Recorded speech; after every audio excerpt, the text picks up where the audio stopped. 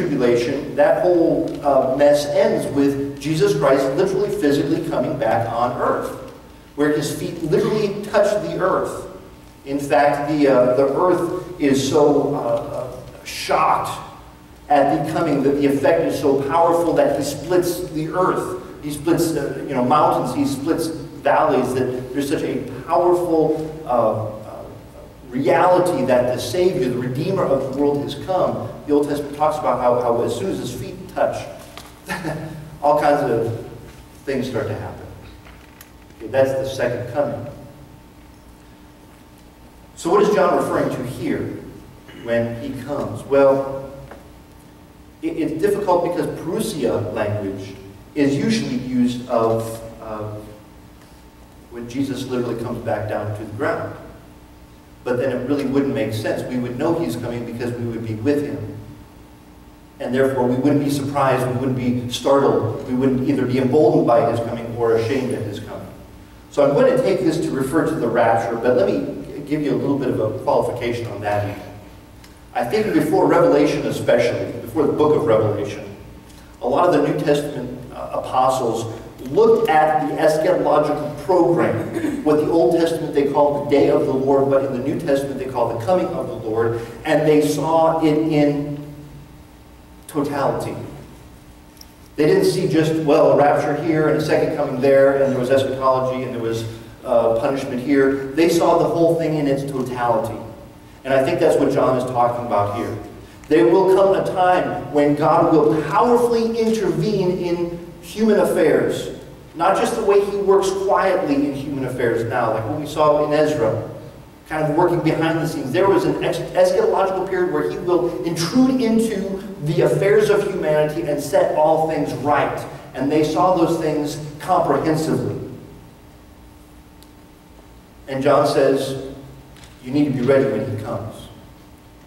And I think that's obviously the rapture is the next part of that, but the entire thing is, I think, what is in view here. There's two words up here. The word there underneath it says to have. That's the word skomen. This word and the word to be ashamed up there. These words are both subjunctive. Now the subjunctive mood means something that may or may not happen. In fact, it's a little startling. John is kind of throwing, we'll wrap this up in just a minute here. John is kind of throwing the choice on us and saying one of two things is going to happen when Christ appears, when this rapture occurs that begins the eschatological program. You are either going to see him and you will have confidence, and that word to have, again, is the idea of it may happen. It's not guaranteed that we will have confidence. Because what else might happen is that we might shrink away from him in shame at his coming. In fact, that word for to be ashamed, it is a very powerful word to be publicly shamed, to be humiliated. And the reality that John wants to preserve us from is that if we are not abiding in the faith now,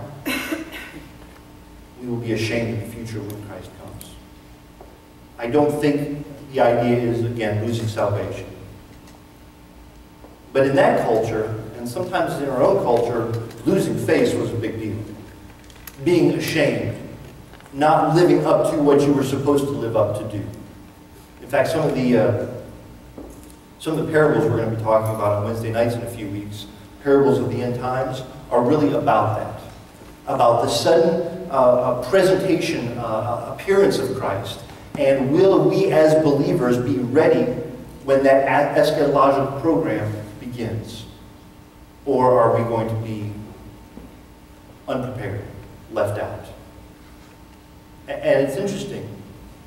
You can't look at those and say, oh, we're going to lose our salvation. You have to look at those and say, am I ready now? Am I in the faith now? Am I letting it permeate me? Am I exercising it in all I do now?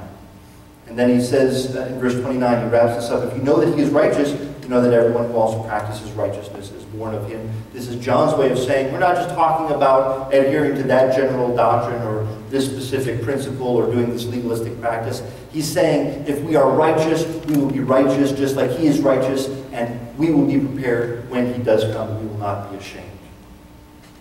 So abiding in the faith in the present has both past and future implications. We need to abide in the Christian faith in the present because it is what we have abided in the past. And we need to retain that continuity and not allow false ideas to come in and throw us off that abiding. But we also abide because there are future applications, implications of that. There is the reality that Christ will come, and we don't know when. This event is described as a thief in the night. We have no idea of when that will be. We need to be prepared. And we need to understand that our sense of remaining in, practicing, understanding, and growing in the Christian faith now has broad, big picture ramifications that span all the way into eternity. Rod, I'll ask you if you come up and close our first service with a song.